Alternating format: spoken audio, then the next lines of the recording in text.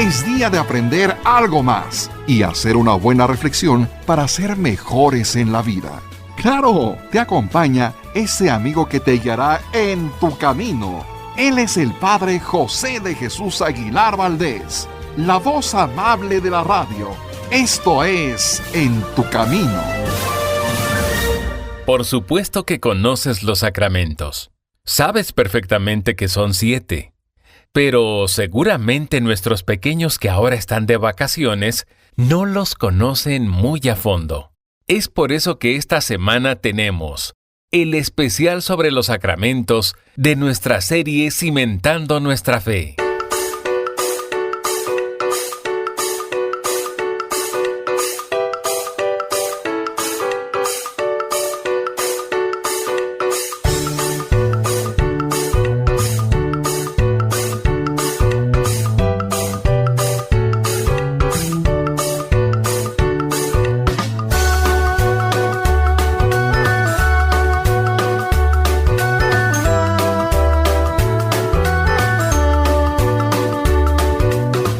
Amigas, amigos, muy buenas tardes y bienvenidos a este programa En tu Camino a través de la señal 1470 de Grupo Fórmula en la amplitud de AM.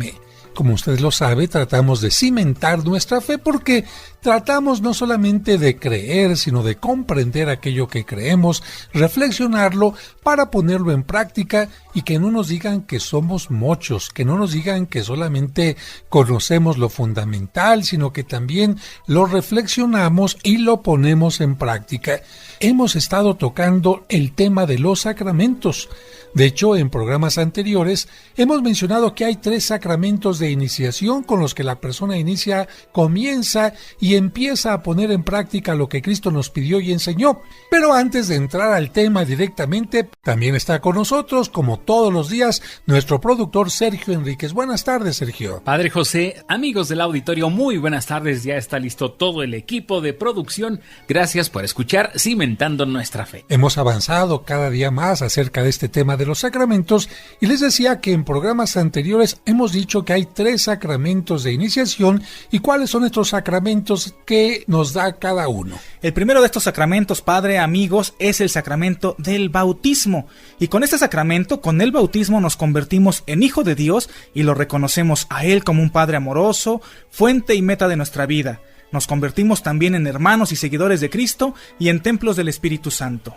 El sacramento de la confirmación, por su parte, nos permite recibir más plenamente al Espíritu Santo que con sus 7 dones nos ayuda a poner en práctica lo que creemos y así ser cada día mejores testigos del Evangelio.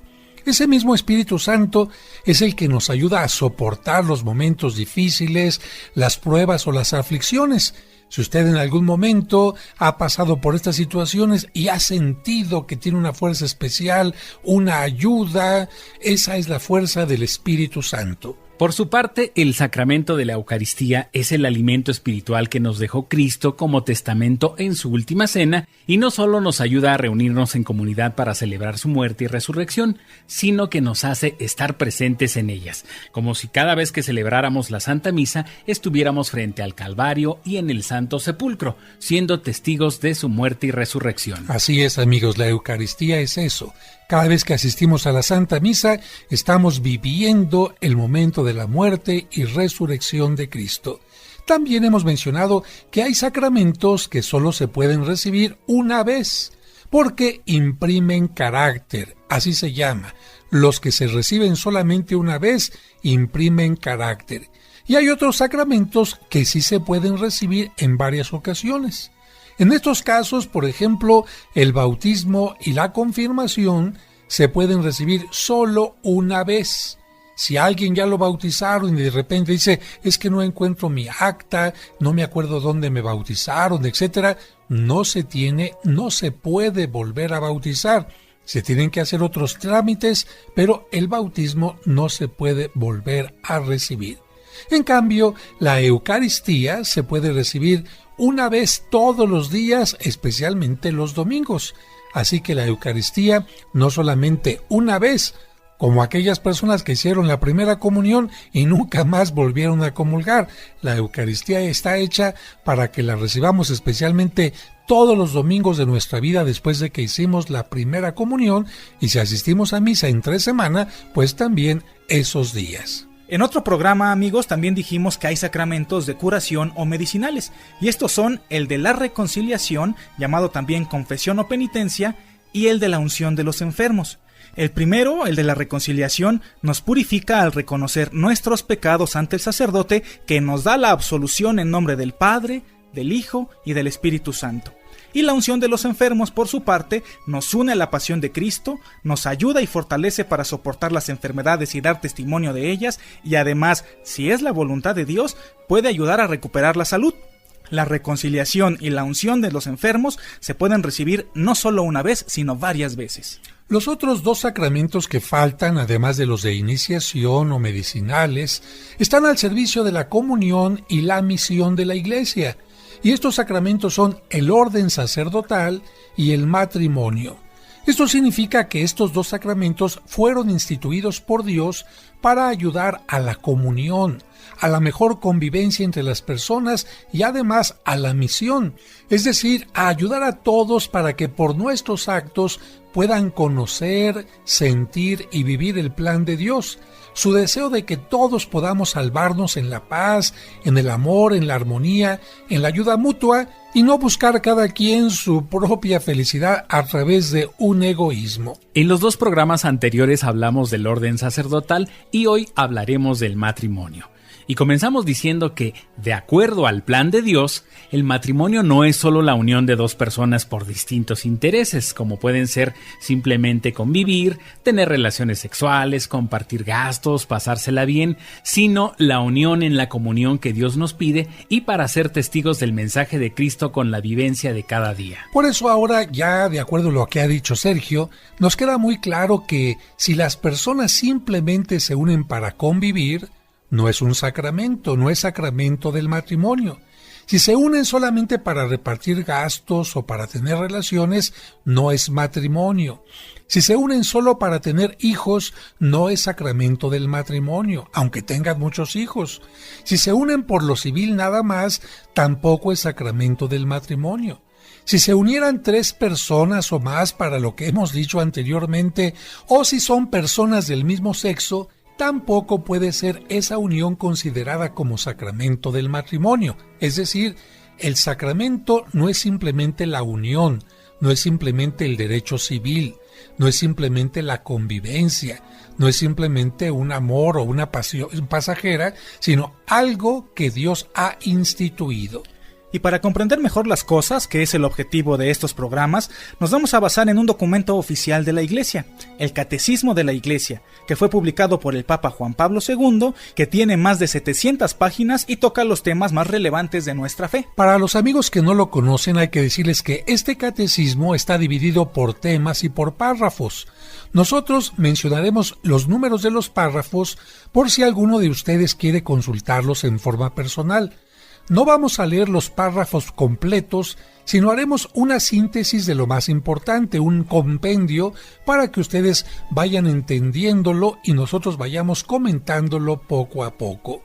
Vamos a ir a los números 1601 al 1605 del Catecismo, ya que cada párrafo, como les hemos dicho, está enumerado. Y estos párrafos nos van a responder al tema ¿cuál es el designio de Dios sobre el hombre y la mujer? Es decir, ¿qué es lo que quiere Dios de cada uno de nosotros? ¿Simplemente que comamos, crezcamos, nos multiplicamos y muramos? ¿De eso se trata? ¿O hay una vida espiritual? ¿Hay un plan de Dios para el hombre, para la mujer y sobre todo para la pareja? Y ahora Sergio va a leer este texto del Catecismo. Dios, que es amor y creó al hombre por amor, lo ha llamado a amar. Creando al hombre y a la mujer, los ha llamado en el matrimonio a una íntima comunión de vida y amor entre ellos, de manera que ya no son dos, sino una sola carne. Al bendecirlos, Dios les dijo: creced y multiplicaos. Encontramos en este texto que ha leído Sergio 2 frases bíblicas.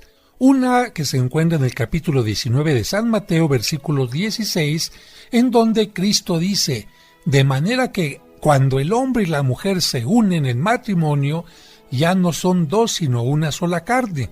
Esto significa que el amor hace que las personas pierdan de alguna manera su individualidad egoísta. No me refiero a su individualidad en cuanto a personas, sino su individualidad egoísta para convertirse en un proyecto de vida en conjunto. Y esto no por conveniencia nada más, sino por el amor. Y también la otra cita a la que hace referencia Sergio está tomada del capítulo 1 del Génesis, donde Dios le dice a la pareja: crezcan y multiplíquense. Y crecer no significa solamente en edad, sino crecer en el amor. Pero vamos a un breve corte y regresamos enseguida. Tenemos que hacer una pausa y volvemos rápido con la explicación de los sacramentos en Cimentando Nuestra Fe. Dios te salve María, Virgen sin mancha. Seguramente en algún momento te has hecho preguntas como estas. ¿Qué son las advocaciones marianas? ¿Acaso hay varias vírgenes? Conoce las respuestas a estas preguntas y mucho más sobre la Virgen María y sus advocaciones escuchando los sábados marianos de En tu Camino, a las 12 del mediodía. Dios te salve María, Virgen sin mancha. Llena eres de gracia y Dios está en ti. Seguimos acompañándote en tu camino. Ya volvemos después de la pausa. En tu camino, con el Padre José de Jesús Aguilar Valdés, la voz amable de la radio. Lamentablemente, muchos que se dicen católicos solo siguen tradiciones, pero no los mandamientos de Dios. Es muy probable que ya hayas escuchado estos cuentos maravillosos que el Padre José comparte a través de este programa o en su canal de YouTube. Eso es cierto. Por eso tú me has enseñado a cuidar mi cuerpo. Así es, debemos ser aseados, cuidar nuestra salud y alimentarnos adecuadamente. Con ellos, tanto los niños como los adultos comprendemos mejor los evangelios que escuchamos cada domingo en la Santa Misa. No seas tonto. Un hijo puedes volverlo a tener fácilmente. En cambio, un tesoro así nunca lo volverás a ver en tu vida. El libro Cuentos para entender el Evangelio reúne todas estas historias que te ayudarán a profundizar en el mensaje de los evangelios que se leerán este domingo y todos los siguientes de manera indefinida. ¿Te gustaría tenerlo o regalarlo a alguien especial? ¿O prefieres la versión digital en tu dispositivo? Pregunta para más detalles al 55 55 66 7744 o al 55 5705 5939. Cuentos para entender el Evangelio. Sigamos escuchando nuestro especial sobre los sacramentos. Gracias por estar escuchando En tu Camino, donde estamos renovando y cimentando nuestra fe. En tu camino, un programa para encontrar la meta.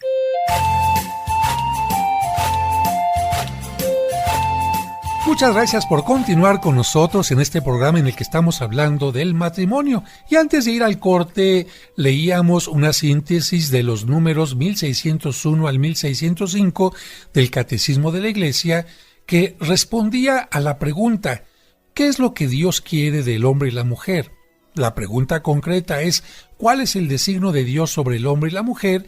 Y decíamos que Dios quiere que el hombre y la mujer crezcan, se desarrollen al máximo, y esto por supuesto tiene que ver con el amor, y no solamente con llenarnos de cosas, trabajar, aprender, en fin, sino sobre todo buscar la perfecta comunión y el servicio. Y continuamos con el siguiente punto. Los puntos que ahora sintetizamos son del número 1659 al 1660, y la pregunta es: ¿con qué fines Dios instituyó el matrimonio? ¿Qué es lo que Dios quiere cuando instituye el matrimonio? Lee esta parte, por favor, David. Claro que sí, la alianza matrimonial del hombre y de la mujer, fundada y estructurada con leyes propias dadas por el Creador, está ordenada por su propia naturaleza a la comunión y al bien de los cónyuges y a la procreación y educación de los hijos. Jesús enseña que, según el designio original divino, la unión matrimonial es indisoluble. Lo que Dios ha unido, que no lo separe el hombre. Muy bien, David. Miren, si analizamos cada parte de este párrafo que acaba de leer David, nos detenemos primero en este punto. La alianza entre el hombre y la mujer está estructurada por leyes que Dios nos ha dado. Es decir, no está fundada en las leyes que al hombre se le pueden ocurrir de, ¿sabes qué? Tú y yo nos juntamos y vivimos en Amaciato y ya, vamos a gastar menos y nos separamos cuando tú y yo ya no nos sintamos a gusto. No, esto tampoco está estructurado en las leyes que pueda dar un país o un gobierno donde diga aquí se van a casar tales personas con tales edades y estas van a ser las reglas. No, el sacramento del matrimonio está fundado por Dios y por lo tanto las leyes que rigen el sacramento son leyes que se derivan de la palabra de Dios. Por lo tanto, encontramos de repente que puede haber una diferencia entre lo que dice la Biblia y lo que pueda decir, por ejemplo, el Código Civil de un país o lo que pueda decir algún determinado grupo. Nosotros nos regimos por lo que Dios quiere para nosotros y por lo tanto el sacramento del matrimonio está regido por lo que Dios nos dice a través de la Sagrada Escritura. ¿A qué está ordenado el matrimonio? A sentirme a gusto, a ahorrar, pues a pasármela campechanamente. No. Nos dice este texto que ha leído David, que está estructurado para que haya una comunión, una participación, una armonía en bien de los cónyuges. Si los cónyuges, en lugar de sentir un crecimiento, un desarrollo, por decir algo, la mujer es golpeada, el hombre es maltratado, la mujer es tratada como una sirvienta, el hombre simplemente es tratado como un proveedor, etc., ahí no se está cumpliendo con lo que dicen estos textos. El matrimonio está, por lo tanto, hecho para que la pareja crezca, para que tenga un bien en común, no solamente él, no solamente ella, sino ambos. Y continúa el texto también diciendo, está abierto a la procreación. Por lo tanto, tú sabes que la procreación implica hombre y mujer. Dos mujeres no pueden dar vida, dos hombres tampoco pueden dar vida. Por lo tanto, se necesita el hombre y la mujer, pero que buscando su bien, el bien común, no solamente el egoísmo, tengan el deseo de hacer que continúe la especie.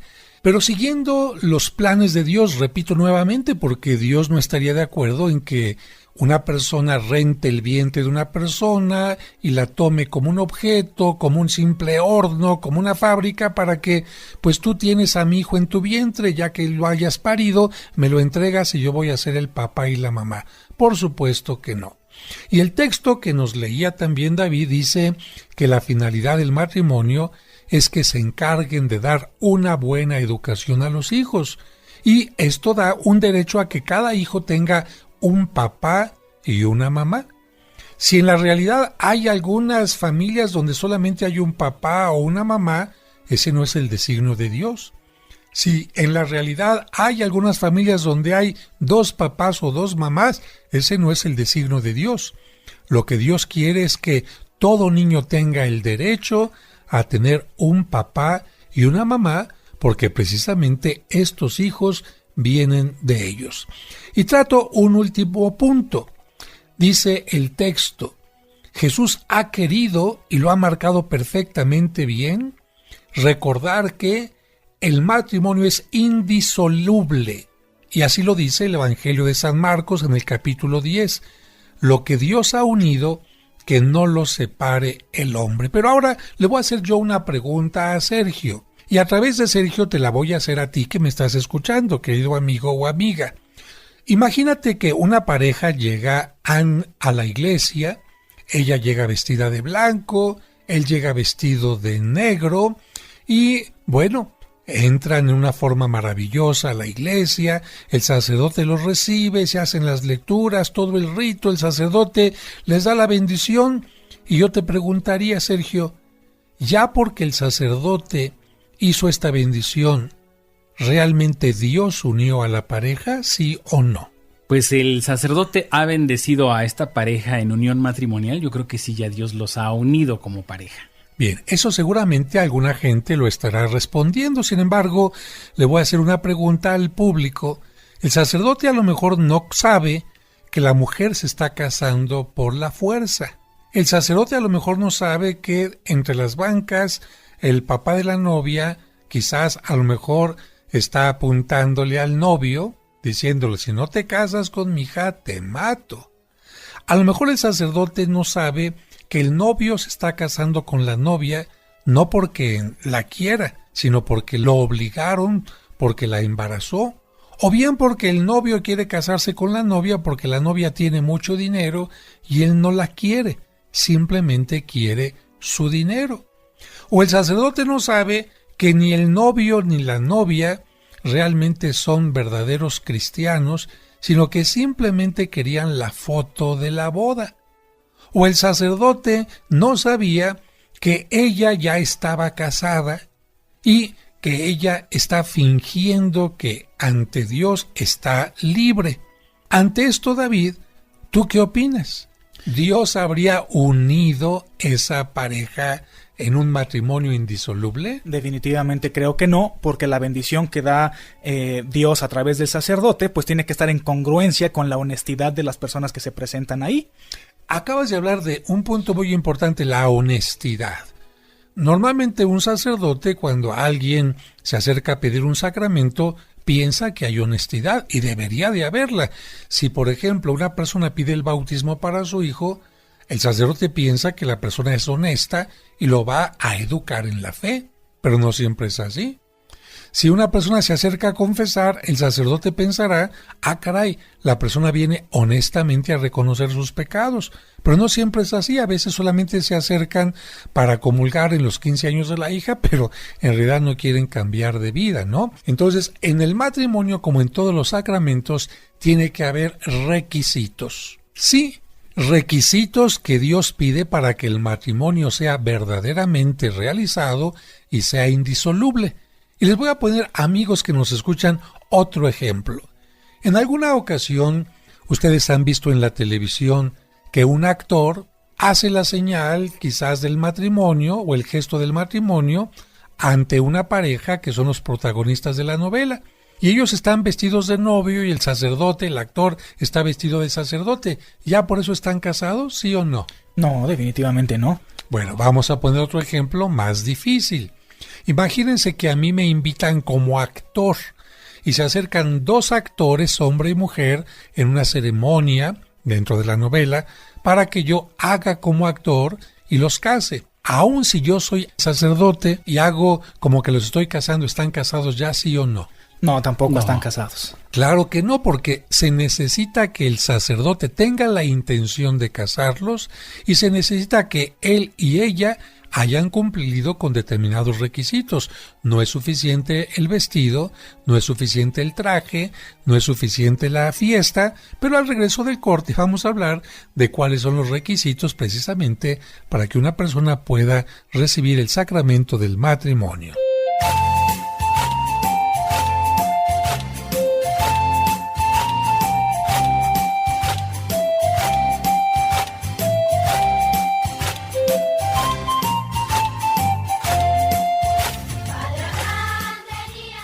Tenemos que hacer una pausa y volvemos rápido con la explicación de los sacramentos en Cimentando Nuestra Fe. Él también se ha visto beneficiado con Mimex. Llevo ya 2 años y medio consumiéndolo. En enero de este año me han dado de alta. Me hacen una biopsia en la médula ósea y me dicen, yo no sé cómo le hiciste, hijo, pero tú ya no tienes nada. Y estoy convencido que este alimento me ayudó a soportar todos estos tratamientos, porque vengo de 2 trasplantes de médula ósea, de 12 quimioterapias, 38 radiaciones. Y parecía mentira, pero a mí nada de eso se me veía. Todo el mundo que me veía me decía, no puedo creer que me digas que vienes o que te están haciendo eso. Recuerda que Mimex no es un medicamento, es un alimento que puede tomar toda la familia. Y si tienes una enfermedad cronodegenerativa como el cáncer, Mimex te fortalecerá para soportar y salir adelante en los tratamientos clínicos. Informes y ventas al 55 55 66 7744 o al 55 5705 5939. Al reunirnos en nombre del Señor. En el nombre del Padre, y del Hijo, y del Espíritu Santo. Amén. Amén. La Santa Misa, celebrada por el Padre José de Jesús Aguilar Valdés, todos los domingos a las 12 del mediodía, aquí, en Tu Camino. Cristo está en medio de nosotros. Seguimos acompañándote en Tu Camino. Ya volvemos después de la pausa. En Tu Camino, un programa para encontrar la meta.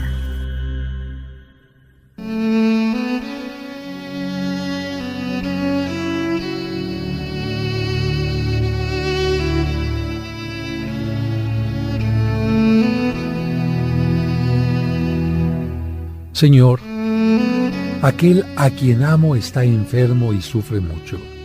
Por tu compasión cúrale y haz que desaparezca su dolor. Destroza mi corazón verle sufrir. ¿No puedo yo compartir su dolor si es tu voluntad que no se cure?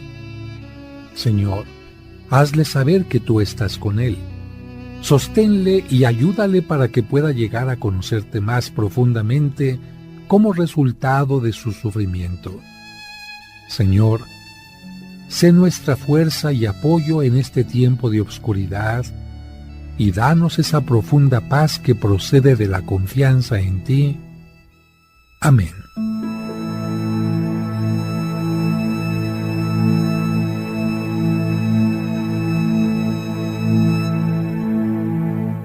Sigamos escuchando nuestro especial sobre los sacramentos. Y seguimos aquí, En Tu Camino.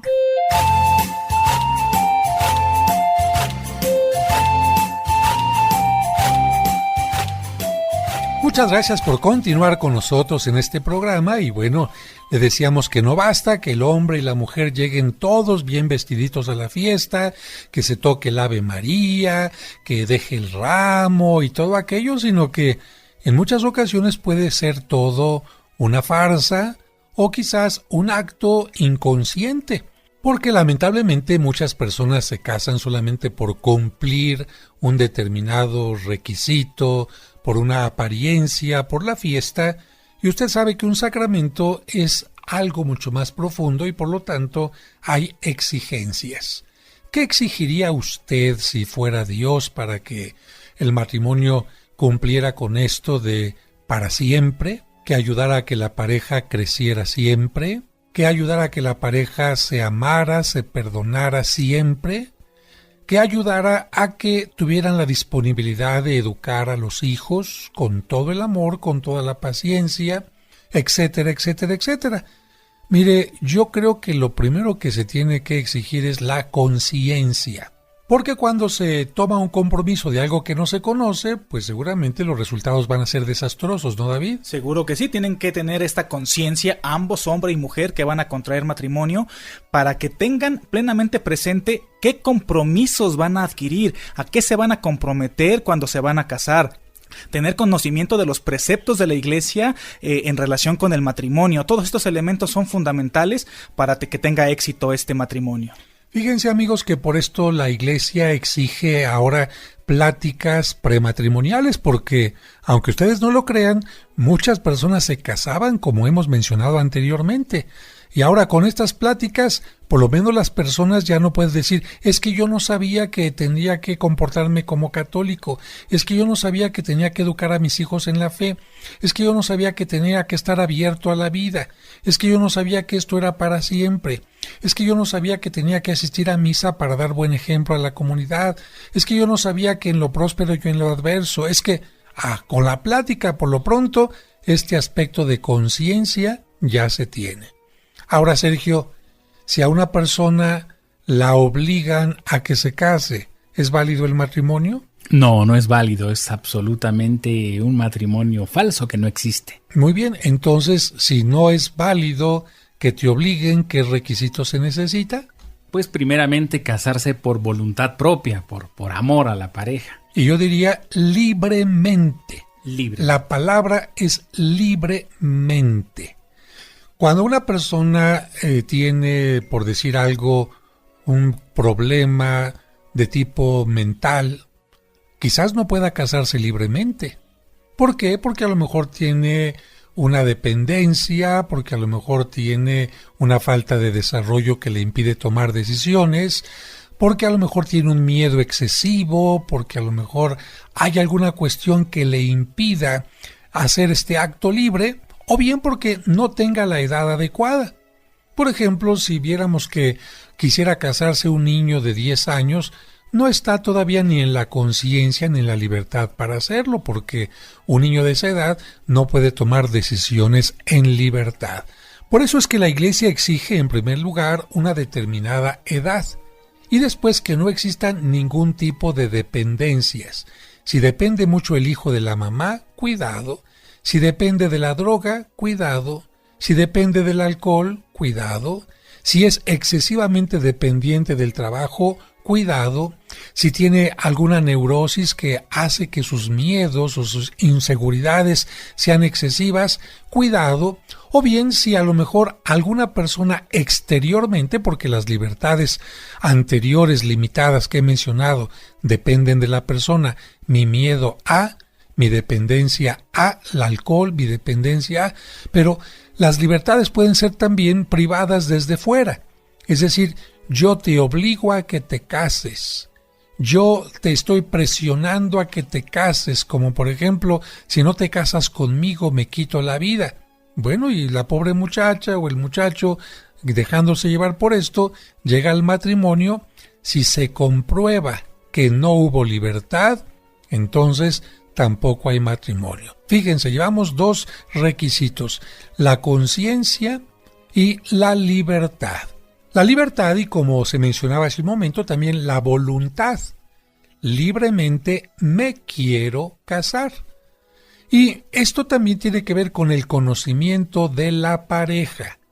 A ver, si usted es novio de una persona que se presenta como Filomeno Mata y resulta que es Carlos Godínez, si usted se enamora de una persona que le dice que nunca toma, que es una persona que asiste todos los días a misa, que trabaja de empresario, que le gustan los niños, pero resulta que aquella persona tiene otro nombre, tiene otra profesión, tiene otros gustos, tiene otras actitudes que las que está diciendo. ¿Usted realmente lo conoce, David? No, definitivamente no, porque sí, normalmente sucede y lo podemos ver en muchas parejas de jóvenes que con tal de enamorar a la pareja, uno se porta como, uy, wow, la última maravilla del mundo, y resulta que ya en la convivencia diaria mis actitudes son de otro tipo. Por eso la Iglesia pide que los novios no se casen a la primera, sino que tengan un periodo de conocimiento que se llama noviazgo. ¿Cómo vas a vivir tú para siempre, para lo que la vida te vaya a dar de vida, con una persona que ni siquiera conoces, que no sabes cómo reacciona ante los problemas, que no sabes cómo reacciona ante las adversidades, que no sabes cómo maneja el dinero, que no sabes cómo se va a comportar contigo? Por eso es necesario el conocimiento. Y si una persona supuestamente se presenta como una y es otra, el matrimonio también puede resultar totalmente inválido, como el caso de aquellos que dicen, es que no estoy casado, y resulta que ya estaban casados. Es que no tengo hijos, y resulta que ya tienen hijos. O bien engañando a la pareja. Así que tiene que existir el conocimiento. Otro punto importante es que el matrimonio se tiene que realizar ante un sacerdote autorizado. Si la pareja David llega ante un actor que no es sacerdote, aunque ellos estén cumpliendo con lo suyo, si el sacerdote no es sacerdote, ¿estará realizándose el matrimonio? No, definitivamente no tiene la autorización ni la formación para poder administrar el sacramento. Una pregunta más difícil para Sergio. Si la pareja llega ante un sacerdote, pero el sacerdote no tiene el permiso del obispo para casarlos, ¿se realizará el matrimonio? No se realiza, Padre José. Fíjense, amigos, y esto lo pongo porque de repente aquí en México se empezó a acostumbrar que algunas personas famosas o ricas se casaran en la playa. Y como los sacerdotes de aquellos lugares no se prestaban porque estaba prohibido, ahora ya en algunos lugares se permite, pero en algún tiempo estuvo prohibido, lo que hacían era traer a sacerdotes incluso de Estados Unidos para que los casaran y le decían al sacerdote que llegaba de Estados Unidos, sí, ya tenemos el permiso. Y el sacerdote pues hacía la misa, la celebración. Pero ¿qué pasa si ese sacerdote que venía de fuera no tenía el permiso del obispo por escrito para realizar este matrimonio? El matrimonio era totalmente inválido. Así que el matrimonio tiene que ser realizado por un sacerdote autorizado por el obispo y en los lugares autorizados por la iglesia. Si la iglesia no autoriza en algún lugar la misa en un jardín, en una hacienda, en una montaña, en algún restaurante, etcétera, y los novios quieren realizarlo ahí, bueno, el matrimonio, aunque vaya un sacerdote, será totalmente inválido, será un matrimonio totalmente nulo. Y por eso se habla de nulidad matrimonial. Cuando las personas se dan cuenta, puede ser el novio, la novia, el papá, la mamá o algún invitado incluso. Si usted asiste a un matrimonio y se da cuenta que el sacerdote no es sacerdote, que el lugar no estaba autorizado, que lo estaban casando a la fuerza, etcétera, usted puede iniciar un proceso y ese matrimonio, aunque, escúcheme, aparentemente parecía bien hecho, aparentemente estaba cumplido, ese matrimonio se puede declarar nulo, significando que no se está cumpliendo con lo que Dios nos está pidiendo. Y precisamente los matrimonios se pueden declarar nulos solamente por este tipo de cosas. Cuando el matrimonio se realizó plenamente cumpliendo todas las normas, las reglas, aunque más adelante hay algún problema, ese matrimonio ya no se puede declarar nulo. Vamos a un corte y regresamos enseguida. En tu camino, un programa para encontrar la meta.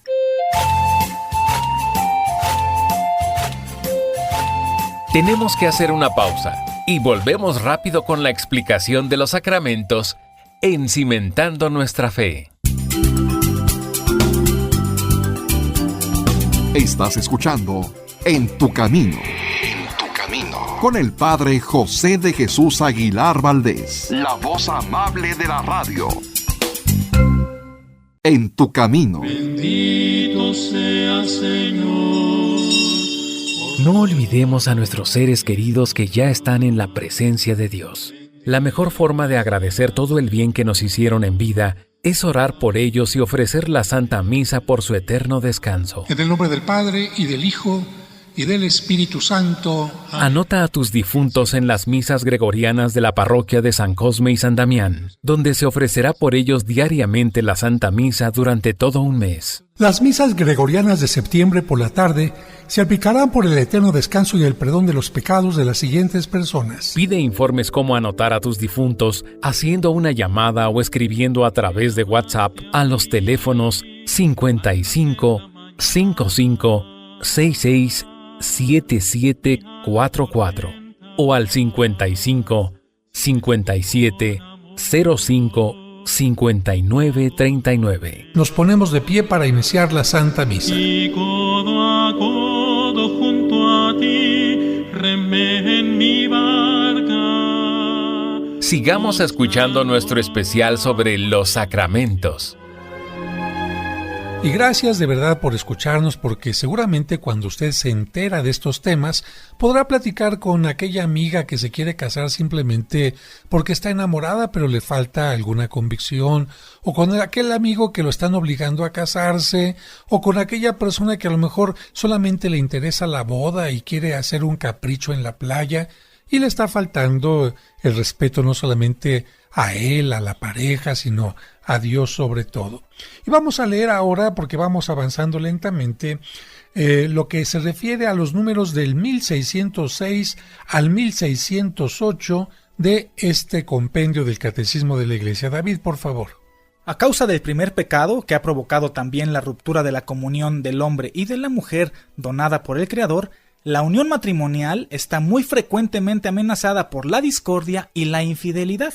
Sin embargo, Dios en su infinita misericordia da al hombre y a la mujer su gracia para realizar la unión de sus vidas según el designio divino original. Aquí queda claro que, el origen del pecado es el egoísmo, la soberbia, y de estos pecados surge una gran cantidad de otros pecados. Por eso nos dice el texto: si en la persona hay soberbia, hay egoísmo, evidentemente que el matrimonio va a estar amenazado.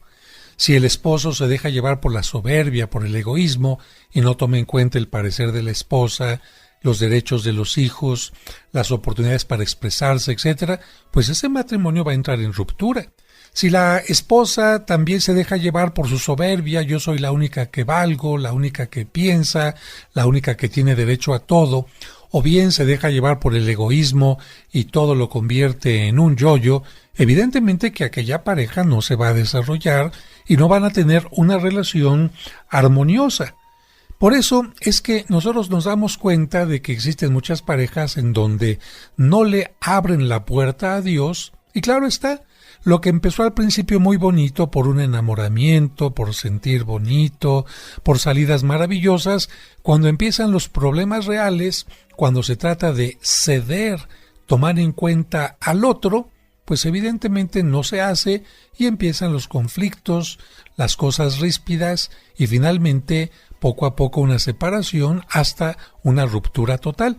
Sin embargo, conocemos a personas que han llegado a tener 25, 30, 40, 50 años de casados, y si usted les pregunta si han tenido problemas, les van a decir que sí. Si usted les pregunta si han tenido diferencias, le van a decir que sí. Si usted les pregunta que si han tenido formas distintas de pensar, le van a decir que sí. ¿Y por qué han salido adelante?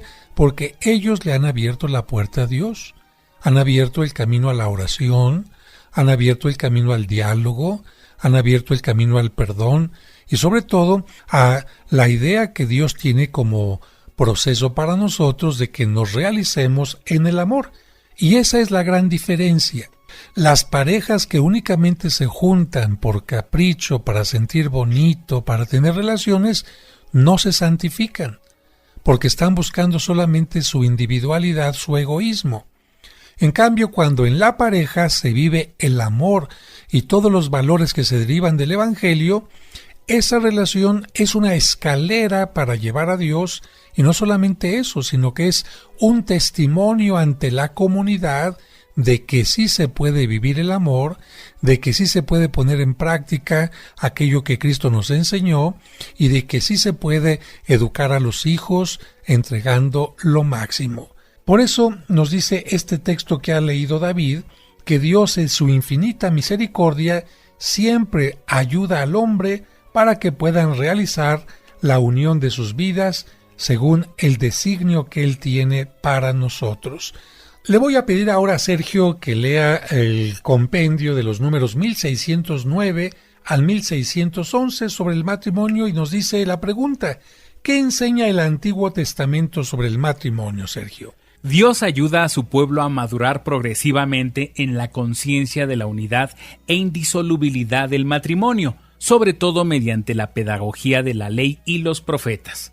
La alianza nupcial entre Dios e Israel prepara y prefigura la alianza nueva realizada por el Hijo de Dios, Jesucristo, con su esposa la Iglesia.